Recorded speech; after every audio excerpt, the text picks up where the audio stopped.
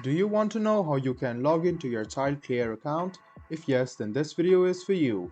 Hello and welcome to 1-2-Step. It's your host back again with yet another interesting tutorial video. In this video, I'm going to teach you how you can log into your childcare account.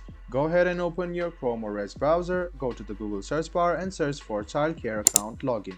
Scroll a bit down and you can see childcare.co.uk. Go ahead and click on this link and it will lead you to this login portal where you can log in with your email or your Facebook.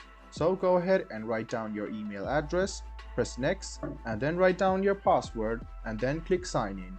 This way you can sign in using your email address. Now to log in or sign in with your Facebook, go ahead and click on this link and it will lead you to this page over here, and if you are active, it will log into your childcare account.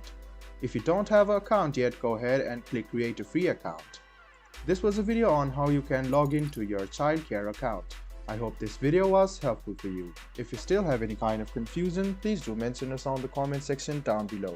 Like the video, subscribe to the channel and do hit the bell button for more. Hope to see you in the next video. Until then, goodbye, take care and make sure you enjoy.